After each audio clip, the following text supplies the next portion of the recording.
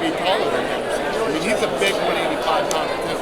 What's your read on Anderson? I mean, I know it's tough to get inside his head the way he acts and plays, but he seems real loose this week. He's talking about, Roy Jones Jr. instead of Super Pilot. What's your take? Seems good. He's in a great mood. Saving his spot for Yeah, Roy Jones Jr.'s coming. That's better. To the fight. Really. What's your take on it? Keep bringing that up. I mean, that's a fight you would never make, right? I mean, Well, it makes no sense to me. It makes no sense to me. I don't know why.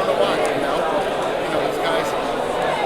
It's like these guys when they grew up, they had their heroes or whatever their deal is. It's like something that they want to do or accomplish. It's just something that Anderson wants to do. And are you open to at least listening to the idea? Roy and I are talking. Really? Yeah. A boxing match? Roy and I are talking. Roy's coming here Saturday. So he's your guest on Saturday. Yeah. Could he be the middleweight James Toney? Middleweight James Toney?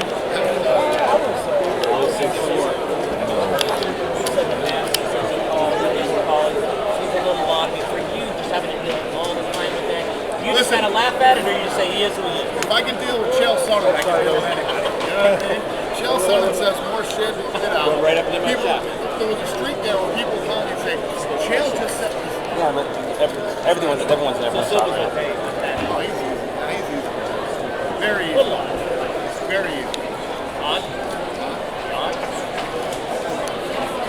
I always say this, and it's the truth. It's the only way that I can really explain it. I don't, just like I love dealing with artists. So right now, he's an amazing champion. It's like dealing with an artist. That's literally what it's like. Artists are quirky and they have their, Dana, what did you think of Mark Munoz's whole situation on the battlefield? So, did you know how bad things had gotten while it was happening? I did not. No, I didn't know that. What did you think when you saw the picture? More shit than I know half the time. Oh, no, it's okay. I just want one picture. The type of guys who fight this sport, they're good people, they're mentally tough people, they're emotionally tough people. It doesn't surprise me. These guys overcome tons of shit all the time. It's what makes them, at least that athlete, so special. Dana, have you had any interactions with Chris Weidman at all this week? And what kind of situation is he in? He looked like a guy who didn't really necessarily want to fight in his last one. Are you going to be kind of watching him closely? I wouldn't say he looked like a guy that necessarily didn't want to fight. He looked like a guy who hadn't fought in a long time. Yeah. You know what I mean? And listen, Weidman is a fucking workhorse. Okay, this guy comes in and he's going to either kill or be killed. He's looking to knock you out or get knocked out. That's just his style. And as you get older, and as you take time off, it's not like you're going to see Weidman come out with incredible hand speed and unbelievable head movement and side to side lateral. He's going to come out, that's the way he fights. And he's gone through some hard times. He's a guy who's overcome a ton of adversity since before the Ultimate Fighter, through the Ultimate Fighter, and all throughout his career and his life. Every time Chris Weidman shows up and he's healthy and he's doing the right thing, I'm happy because I like Chris Weidman very much. He seems like a guy that you would never cut, but if he comes out and he does look sluggish again for a second time, would you have a conversation with him? Is he? I don't know. Let's see what happens on Saturday. And, he's a kid that no matter what he's doing, I want to keep him motivated and make it so that every day when he gets out of bed, he's a part of society and has to have something to achieve or some goals to, you know what I mean? I always want that there for him. So I don't even want to talk about cutting Chris. Right. Well, yeah, I mean, Could you see goodness in losing? as a businessman, as a fight fan, it's awesome to have a guy who's as dominant as Anderson Silva. Like the Mike Tyson of our sport right now. It's like, so many people believe, you heard some of these fighters saying stuff, but a lot of the media are like, Anderson Silva wins this fight, Anderson Silva, and that's what it reminds me of. It reminds me of the Tyson era. And I'll never forget it. The night that he was fighting Buster Douglas, I had so many buddies who were, fringe boxing fans and big fights around everywhere. And everybody was going out that night. I'm like, I'm watching Buster Douglas. Yeah, they're like, that fight's gonna be 6 minutes. So meet us, you can meet us out there. And I sat home and watched in the corner. That's the thing I'm going with, right? And, you know, I think that's how it is. Some people believe with this fight here, this is actually a fight with a odds are lower than they've ever been, or at least in a long time. And a lot of people believe Weidman can do it. Weidman has the size and the style of matchup to beat him.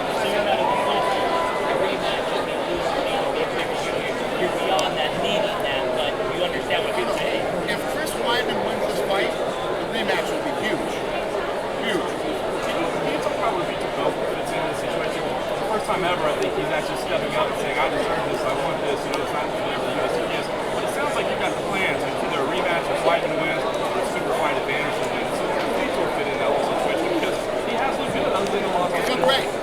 The hard position that Vitor's in is, when you talk about a rematch for him, it's like, you went out, kicked him in the face in the first 60 seconds in one of the most devastating knockouts of all time, you know? So when you go back to Anderson Silva, who's in the twilight of his career, and you say to a guy like Anderson, hey, what about Vitor? I annihilated Vitor. I made it look like Vitor wasn't even a fighter, we shouldn't have been fighting, or whatever the thing goes. I got other fights, I want to fight other people, and you talk about his legacy and his this and his that. You know, those are tough fights to make. Victor's best shot is for Weidman to win and win a rematch as well, and maybe he can get Weidman. And I'm not saying that that's the case. Right. I'm not saying that Vitor couldn't get the next shot, or couldn't get a shot soon, but if you're Anderson Silva, you're like, I'm looking for another challenge. You know, I want to fight GSP, I want to fight John Jones, or, you know, somebody different than Vitor. It'd be a hard argument. They had it. You'd make a better argument that Dan Henderson should get the next shot. You know what I mean? Yeah, he hasn't looked impressively and he hasn't won, but it wasn't. He didn't beat him as bad as he did. I know Frankie's lost 3 fights in a row, but why Charles Oliveira at this time? Why do you think that's the matchup that needs to be made for Frankie? He's at 145 pounds, and he's one of the best guys in the 145-pound division. Why not? What do you think he brings, Oliveira? Oliveira's been unbelievable. He's you know, he's got unbelievable jiu-jitsu, and he's become more and more of a well-rounded fighter. And you know, if anything, if you're looking at why this fight for Frankie, the question is why this fight for Oliveira. Oliveira's on a roll, he's on his way up, and Frankie Edgar is the right fight for him at this time.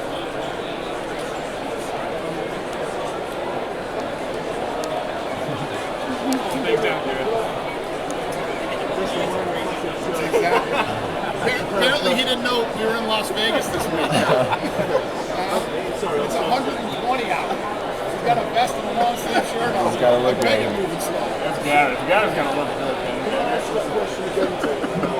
Why do you think so many of the insiders and the fighters and the trainers Chris Weidman over Well, I think a lot of these guys have trained with Chris Weidman. They know the skill set he has. They know how tough he is. They know how big he is, how strong he is. You know, and if you look at, you have to look at a fight stylistically. And just like we were talking right when we walked up here, the confidence. This kid doesn't think he's going to beat Anderson Silva. He knows he's going to beat him. You know, and you take all that, combine it with the talent, the size, the this, the that, and you know, it's hard to call him a 7-to-1 dog, 5-to-1 dog. And on the other side of the scale, are we not looking at a who is very special, who will miss so much when it comes to their selection? Yeah, I think that's one of the things that people don't really think about or realize. But the day that comes when that man says, I'm going to retire, it's going to suck. It's a big day for you now, isn't it? It's literally like when Jordan won in basketball. You know, they had, you know, how many games do they have a year in basketball? Yeah, 80-something games, whatever the number is. And you took it for granted every night that Jordan played, right up until he left. You know what I mean? And I think that's going to be the case with Anderson Silva. And I know New York's not in the equation right now. I mean, why? But if Weidman were to win this fight, how seriously would you consider a rematch in New Jersey? Yeah, we really do something. You can go to New Jersey, you can go to Brazil, you know, a rematch for that, but you can do Vegas. The fight's big anyway. talk to me compared to other big fights. How much really riding? It's everything this week. I'm excited for this whole week. You know, the expo. I walked through the expo last night. It's awesome. You know, and I love when so many fights. I mean, there's fight fans in town this weekend that won't even be going to the fight live. They'll watch it in closed circuit. This whole week is all about this event in the UFC this week. So it's very exciting. And you know, I am an admitted huge fan of Anderson Silva, and I always love to watch this guy fight. And even more so when he has somebody that can really challenge him. What do you feel? What do you feel inside of you? Because 38 years, you think this is really the biggest chance that somebody has to think about? Well, yeah, it's one of the things that, again, like we were saying, how we take it for granted that he's here and he fights and everything else. The other thing everybody takes for granted is doesn't really give enough credit for. He's 38 years old. 38 years old, and he's still doing things that other people cannot do. And I think that's part of why the odds are so low. And the question becomes, even with the Floyd Mayweather Canelo fight, you know, at what point does a guy show up and look 38, or in Floyd's case, look 35 or 36, however old Floyd is? I mean, that's the big question. Dana, especially when they're fighting young guys, Canelo and Weidman. if this weekend,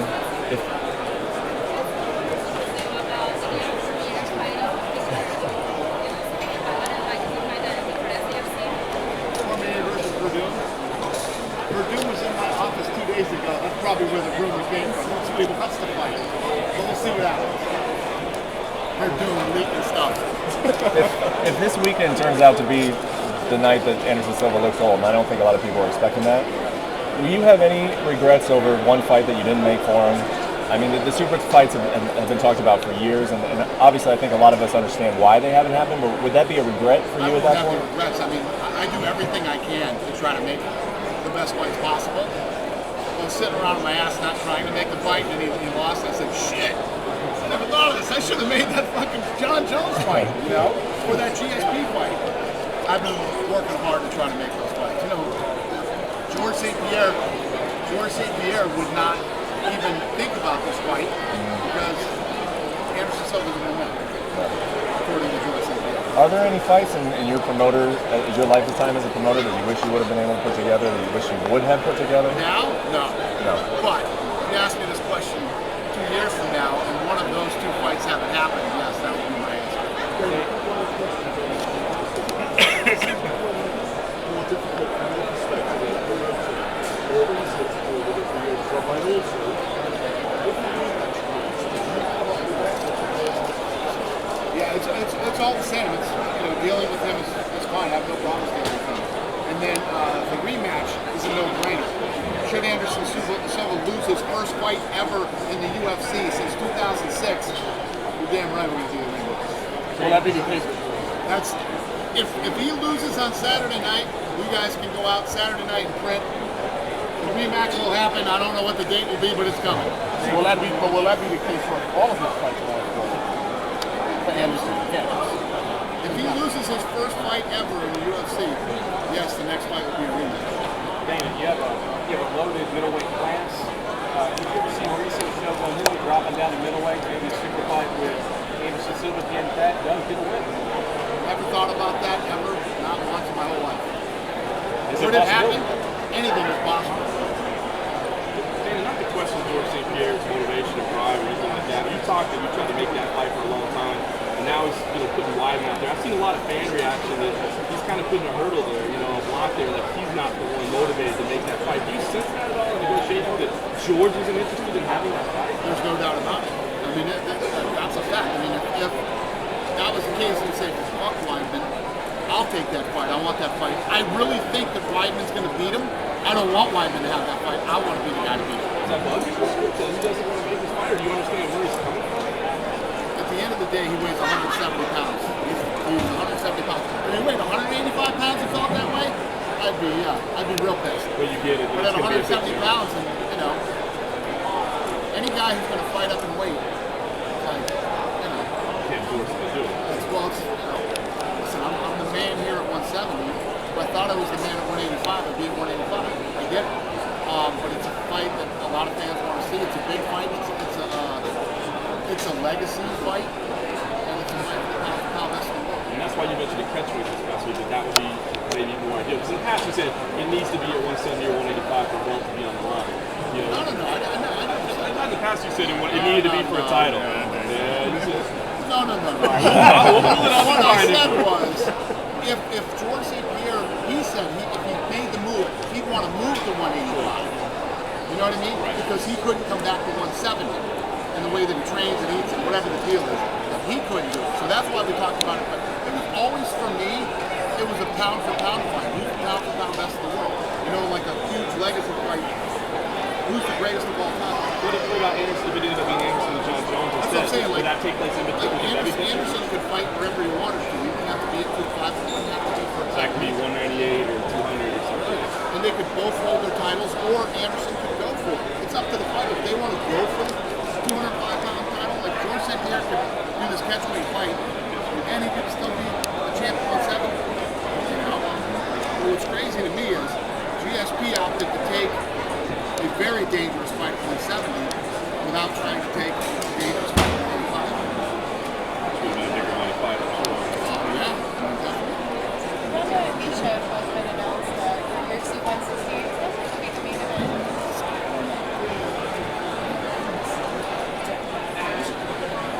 Have you seen Mayhem Miller basically attacking him on Twitter over the last days or weeks? I know you guys always have sort of a tense relationship. He's kind of in the game a little bit.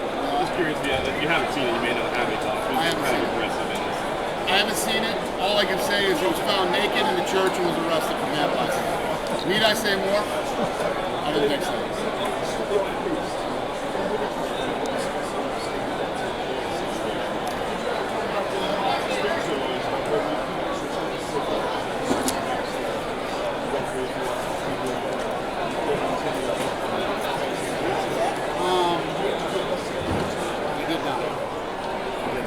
But, like I said before, the fighters have the right to go in with the commission and say, hey, listen, I want a different referee. They can do that. So the fighters have to be concerned. And after I talked about that, there was a very mixed bag on Mazagati, which fucking blew my mind. Blew me away. So if other people aren't concerned about it, maybe I shouldn't be either.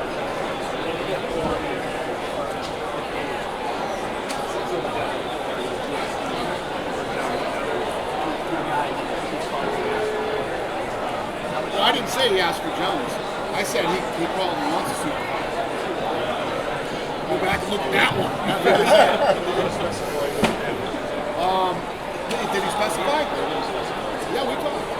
You know, I told the media, I did a luncheon earlier this week, and told them, these guys all get mad when I talk about what we talk about publicly to the media. You know? This is the way this company is, the way it's always been, the way it always will be around here anyway.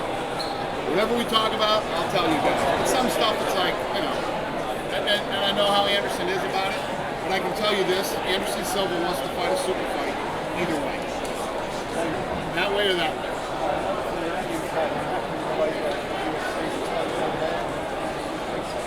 Yeah, I've been working on that since 2002. Very important market to us. You know, so much important that we have an office in London we have since 2003. And, you know, we're just fighting the fight, man, over there and in every other country. Is there an update on the live event there for the fall? It's been rumored for a long time now. Is that, you know, the new TV partners are here this week and all that? What's the rumor? Manchester in November, I believe, is the exact date. It's a pretty good rumor. Yeah. Manchester, November, sounds about right. Pretty good rumor. Just waiting to get it all signed. Dana. I hope you out there, Garrett. Any fights in particular, or any fighters you'd like to have see that far? We still don't even have the deal done. We're still working on that. You know, it'd be good to bring Bisping back to Manchester. It's always fun. I know that you've looked into the South African market and you've showed some interest there. Any chance when you're going to have the Octagon in Cape Town or Johannesburg? We're working there hard. Gary Cook, the guy who's running that territory for us, is while we have International Fight Week going on here, every guy that runs every office from all over the world is here in town this week and they've been in meetings since Monday. And yeah, so we're working on it. Right. The answer to that is yes. What'd you say?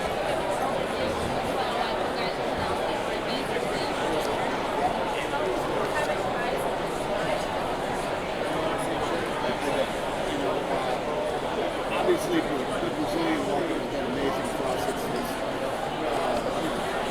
to be honest, it's the biggest market in the world, and we're doing kind of okay. We're going to do some really cool things there.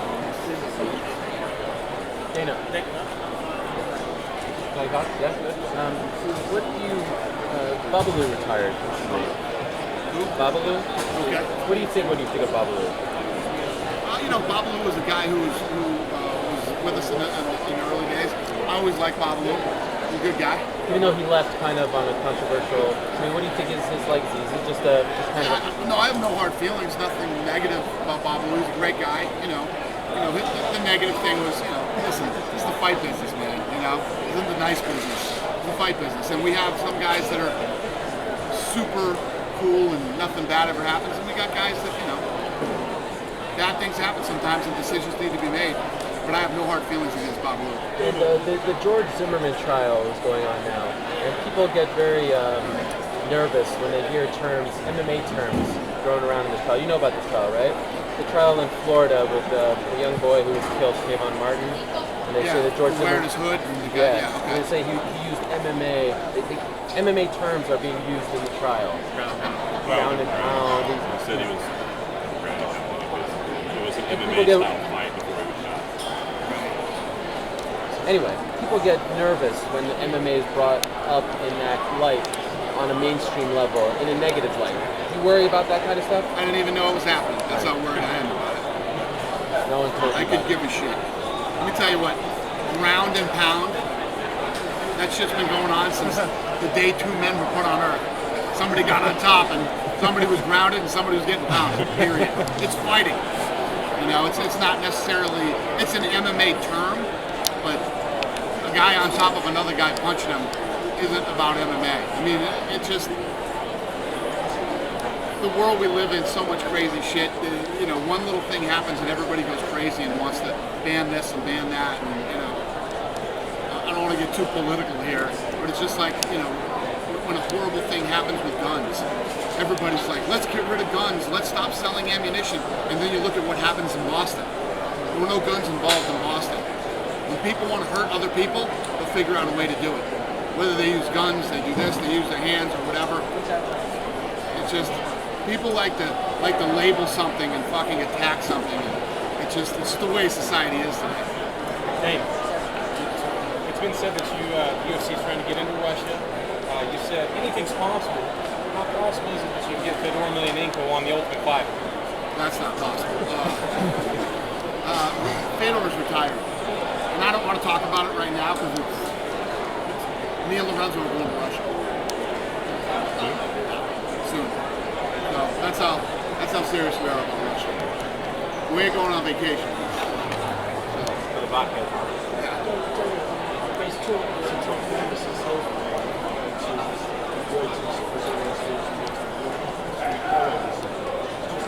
He deserves it.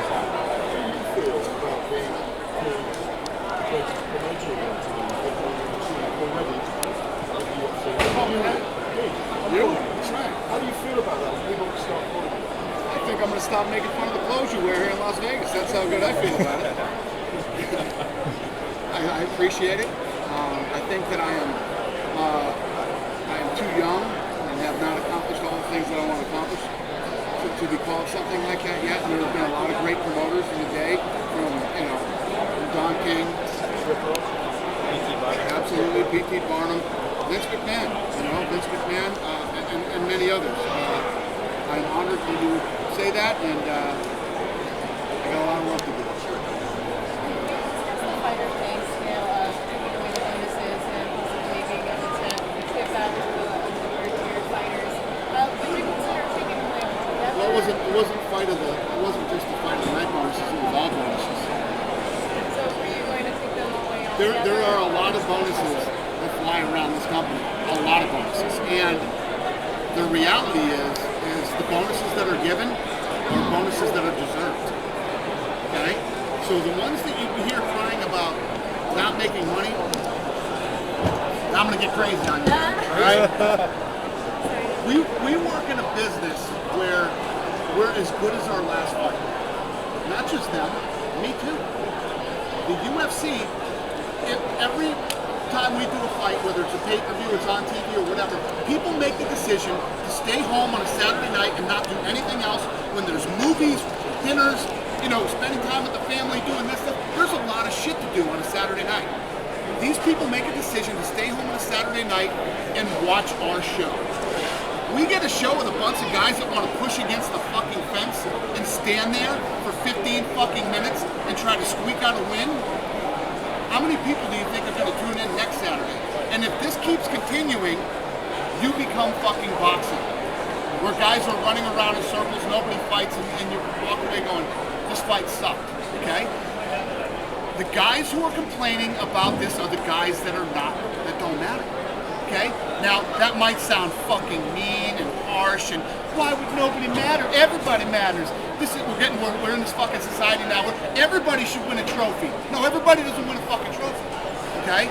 The guys who stand out and the guys who deserve bonuses, the guys who make it exciting, the guys who raise to the top are the guys who deserve the money. The guys that, you can have a fucking fight card where it happens, and this is what I tell these guys. You don't want to be the guy where like, yeah, we went to the fights on Saturday night and fucking Anderson Silva kicked the guy in the face in the fight, but I don't know a bunch of other fights too. I don't remember anybody's name or what fight happened. Be the fucking guy who stands out. If you're the guy that stands out, you're the guy that people want to see again. You're the guy that people want to spend money for. You're the guy that people want to buy tickets, pay-per-view, stay home on Saturday night. John Cholish is not that fucking guy and never will be. Okay? So now John Cholish is like, yeah, well, you didn't get paid enough. Well, you didn't get paid enough. You know why you didn't get paid enough? Because you didn't fucking deserve it. That's why. How does that not make sense to anybody on this fucking planet? Okay? Well, and just to be fair, I was at the luncheon the other day. I was on vacation at my place in Maine. I barely got cell service. I had no fucking internet. So the guys were hitting me with a lot of questions that I didn't know this was going on. I didn't know about the term MMA. You told me something I didn't know today. He came out. The other thing that happens is a lot of these questions are loaded questions. You, the media, believe it or not, it's fucking weird. You guys ask loaded questions. First fucking question he asked today. Anderson Silva's here, all this shit's going on. Hey, Tim, what do you think about the stupid shit you said? Now your boss is standing 2 feet away from you. You guys will ask loaded questions. And if I asked you a loaded question, I know what your answer would be. Do every one of you make enough money? Kevin Iole does, apparently. Yeah, ask Kevin Iole. He's making more money than he could possibly spend. The answer is fucking no. Anybody you ask if they're making enough money, the answer is no. Nobody's ever making enough money. Everybody needs more money and everybody wants to make more money. Are you making enough money? Good answer. Yeah, nobody's making enough money. If you ask anybody that question, And we live in, let's not forget we live in fucking America, okay? The land of opportunity. I feel like we're in this fucking country where the American dream is like going away. Nobody has the American dream anymore. I am living the fucking American dream. I got into this thing, got these guys to invest, looked like it was gonna happen, and now look at this fucking thing. Look at this place and what we're doing now. This is the shit you should be fucking dreaming about. And every guy down there, whether you're Tim Kennedy, John Cholish, fucking whoever else said anything, Volkman, yeah. You should want to be fucking Anderson Silva. You should want to be, John Jones. You should aspire to be the best. Well, what happens is, one day, especially in sports, right? In any professional sport where you're an athlete, the day of reckoning comes where you either are that guy or you are not. But even if you are not, maybe you're still a guy like, look how long Sam Stout has been in the UFC. Sam Stout hasn't won any world titles. He's not talked about as one of the greatest fighters ever or one of the top contenders or any of that shit. Sam Stout is a fucking animal who comes out and loves to fight. And every time he fights, he puts on an amazing show. Joe Lozon. Joe Lozon is not seen as the top guy in the division. He's not a world champion. You know how many people went fucking crazy when I said Joe Lozano's on the card? Because people love to watch him fight. If you are those, and Joe Lozano's won more fighter bonuses than I think anybody, okay? If you are that fucking guy, the system works for you, right? But if you are not that guy, and boo fucking boo, you don't matter. And I'm sure that fucking sucks. And I'm sure it hurts. And I'm sure you want to fucking stand up and scream from the fucking rooftops. I'm pissed, and this isn't fair, and this isn't right. This is fucking life, dude. Get ready. Because every day when you get out of bed, life is standing right there to kick you in the fucking face. And you better be ready to fucking do something about it. John Jones or anybody else. Everybody doesn't win a fucking trophy. Do you think fighters forget the sport's only 20 years old? What? Do you think fighters forget the sport's only 20 years old? 50 years, 80 years, obviously. That too, but take that out of the equation, and that is true. Yeah. We talked about this the other day. You know, I wish Kevin was here today. Where's he? And Kevin was like, well, you compare yourself to the NFL, and I said, Kevin, what I say is, I want the UFC to be as big as the NFL or the biggest sport in the world, soccer, everything else. The NFL makes $8 or $9 billion in fucking television revenue. We are not the NFL. If you look at the numbers, we're more like Major League Soccer. But the fact is, we've only had this company for 13 years, but we've made tons of guys millions of dollars. You know? And I've read all the fucking articles where guys come out and say, oh, they've made them millionaires. A guy made $1 million, they're a millionaire. Yeah, fuckface. If you make $1 million fucking dollars, you're a fucking millionaire. Okay? How many people have the opportunity to go out right now in this market today and go make $1 million fucking dollars? How many people have that opportunity? We've only been here for 13 years. We didn't start making money till 2006, 2007. It's 2013. And when you look at the list of millionaires and the lives we've changed and the things we've done, yeah, I'm pretty fucking proud of it, and it's pretty fucking impressive. I mean, let's be real here. Had to ask me that question then, didn't you? And she's so bored with it, she's like, all right, fucking sit and listen to it. Why did I ask him this question? What is that anything new with Boston as far as foreign fighters? Anything new on that? As far as what? The foreign fighters getting their security numbers and getting approved. Yeah, we got that whole situation figured out. You know, we had to make some changes here and there. You know, it was a speed bump we didn't expect, but you know. When UFC compared to boxing? UFC what?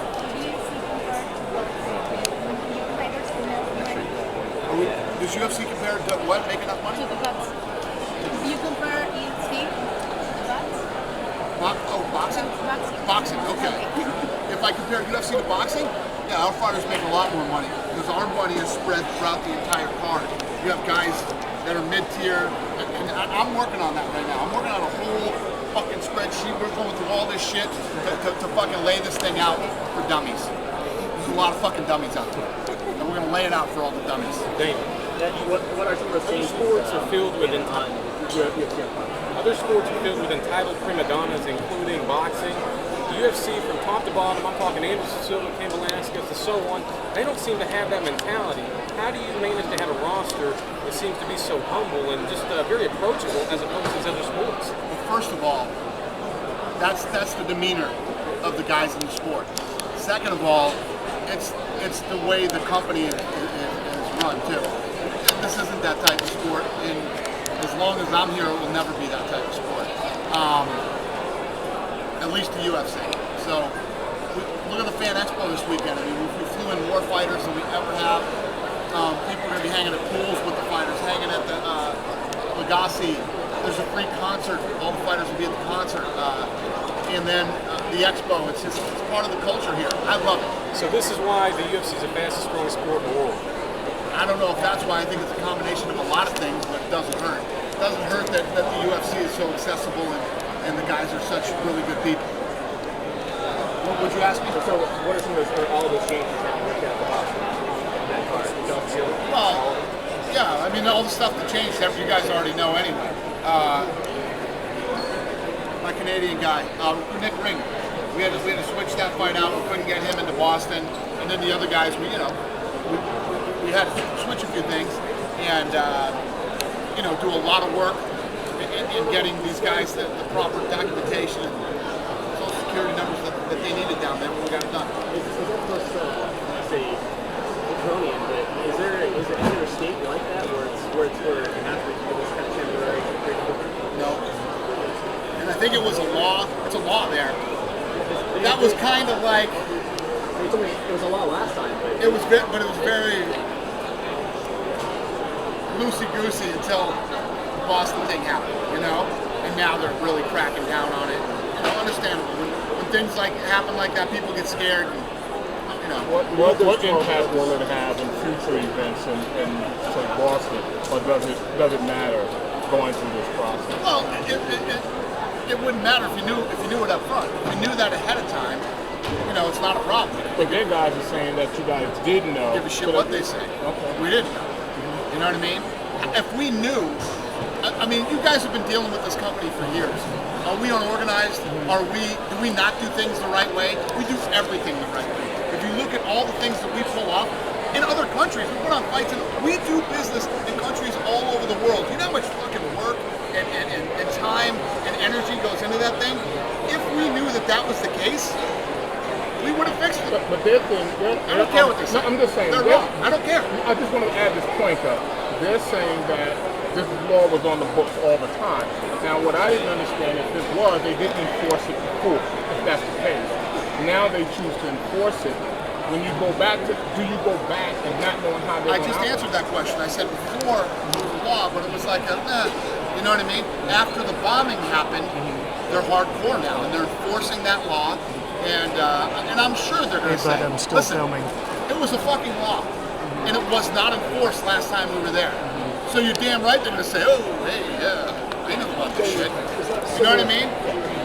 But if I knew about it, I would have. I don't know the case. I don't know if this is a fact or not, because I really don't give a shit. We got it all fixed. Did everybody have their social security number the last fight we did in Boston? I don't know the answer to that question, but it's probably no.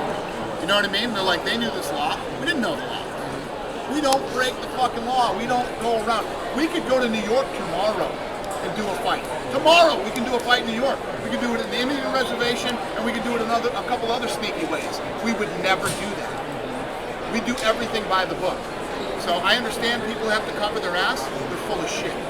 Is that in a way comparable to that interesting situation with 50 tennis as Tom Wright in Winnipeg, where in the Canadian legal, or in the Canadian legislature, there was actually no provision for professional mixed martial arts to take place in Canada.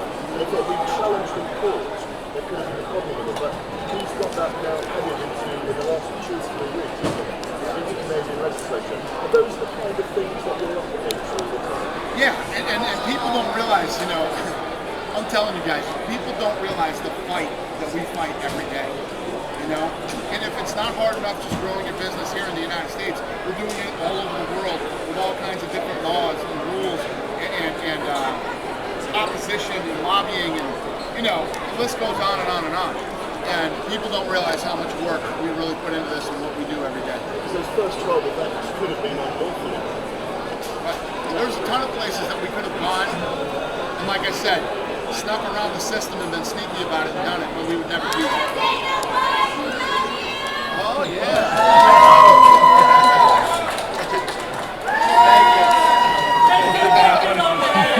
Upside down. I'm coming. These guys are still hounding me. Give me a minute. David, when you're old and grey like me, when you're old and grey, do you think you'll go into territories and they won't want to be up to an MMA like they do now? When you're old and grey, I'm saying. Yeah, well, hopefully sooner than that. You know, as we continue to, we're in over 1 billion homes on television worldwide, and it's about the next generation. As these generations keep growing up, with U.F.C. on television, going to live events, you know, professional athletes all over the world idolizing mixed martial artists, and the list goes on and on. Those are the people who will eventually run the world someday. It's like UFC. I grew up watching that stuff. It's not scary like it used to be. I mean, even now, the people that I deal with today, as opposed to the people I dealt with, you know, 15 years ago, it's night and day.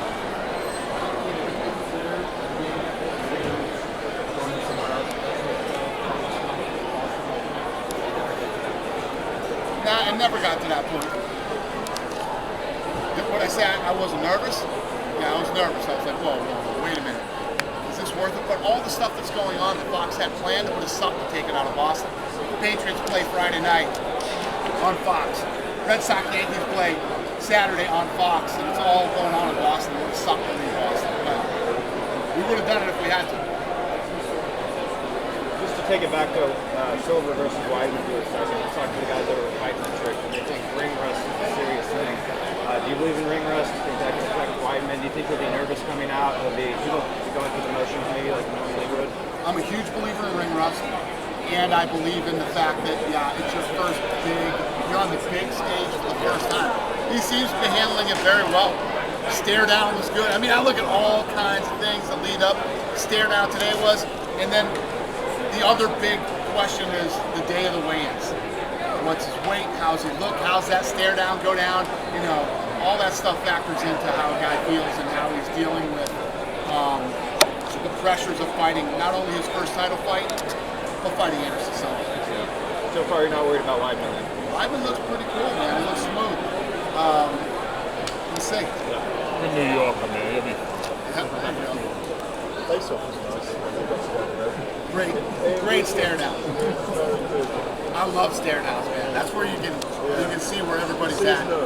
Has Silva ever, Oliveira and Frankie were good too. Has Silva ever handed a belt to his opponent? Was that gamesmanship? Was he being nice? That was kind of That's the way he is. He is a very respectful, you know, and if you're respectful with him, like he doesn't take the fact that Chris Weidman believes he can beat him as disrespect. You know, that's how every fighter should feel.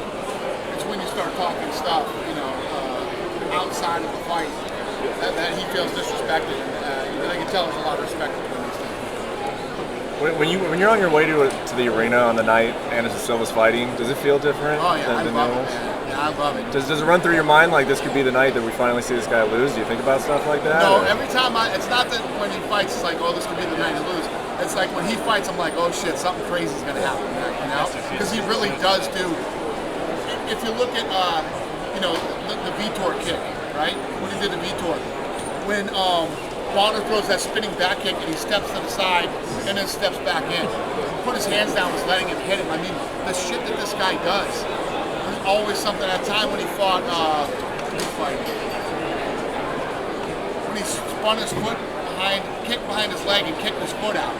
Remember that? Well, It wasn't Maya. caught the leg, Jay Zervin. Yeah, exactly. That one too. He caught the kick and then blasted Irving and knocked him out. Don't forget Forrest. Huh? Don't forget Forrest. Yeah, Forrest Griffin, the slipping the 3 punches to Forrest Griffin and then knocking him out. The knee into Chael's chest. Knee into Chael's chest. And the list goes on and on. Pulling Chael, throwing him, you know, arm, you know, getting him in a triangle with a minute something left to the fight, and he is clearly losing big on every scorecard, every round. Do you see him at all as I was talking to Franklin about this yesterday, like Pacquiao would put himself against the ropes and let the guy hit him almost to put himself in a bad spot. Do you ever see Anderson doing that? Everybody said he had no ground game and he submitted Travis Lutter. You know what I mean? And then Dan Henderson, he knocks Dan Henderson down, submits Henderson. People don't give him credit for that. Dan Henderson, look at the fights he's fought in the wars and the tough people and everything else. Dan Henderson always goes to decision. Nobody finishes Dan Henderson. Fucking finished him in the second round. And look, I mean, the guy is amazing. And yeah, I think that your question about Pacquiao, I think every time this guy goes out there, he has some new, crazy, weird way to try to challenge himself. You know, and just kind of play with things. And you know, how confident you got to be in your fucking abilities and your chin and your skills and your age and all that shit. How just absolutely, positively fucking badass you have to be to go out and do the things that this guy does. You see that in John Jones. Huh? You see that in John Jones. Yeah. Those two should fight. Well, you don't see that in John Jones yet. John Jones will throw his spinning elbows and does amazing things that other people don't do. Like when he was hitting Rashad with those elbows, like he was throwing punches and stuff like that. Anderson does like next levels. I told you guys this once before. I flew home on the plane with Stephen Bonner because his wife was having a baby. He was so fucked up, and I'm not just talking like beat up from the fight. It's just like that another human being just did that to him. He's like, that guy lives in the Matrix. I've been fighting my whole. Nobody's ever done that to me. You know what I mean? What he does to other fighters, it's crazy.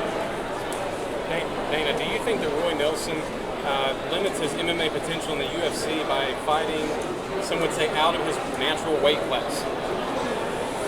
Guy who's on a 12-fight win streak by knockout in the UFC. I mean, he's a heavyweight. He's a heavyweight.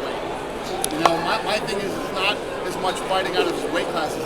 If he really took himself serious and lost some weight and got in great shape, what would Roy Nelson be able to accomplish? You know, maybe he would get over that number 4 or 5 hump in the rankings. You know what I mean? Because when you get to the top 4 guys in the world, dealing with the 4 nastiest dudes on earth. Do you think he has that potential skill-wise? He absolutely does. He's a great wrestler. He's got heavy hands, and he's got an unbelievable fucking chin and great jiu-jitsu. He's as well-rounded as you can get. And he's as well-rounded as you can get. Thank you. Happy holidays. You too, You brother. don't get my joke about thank you for letting us back in. No.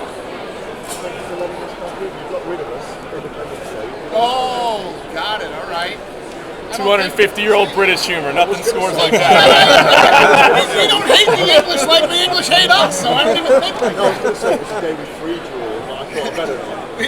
We don't think like that. No, you're right, we don't. That's why we love coming here. Don't think about that. Sorry, Joe. Cool. Thank you guys. Thanks, Be man. safe. Have fun, you guys. All right.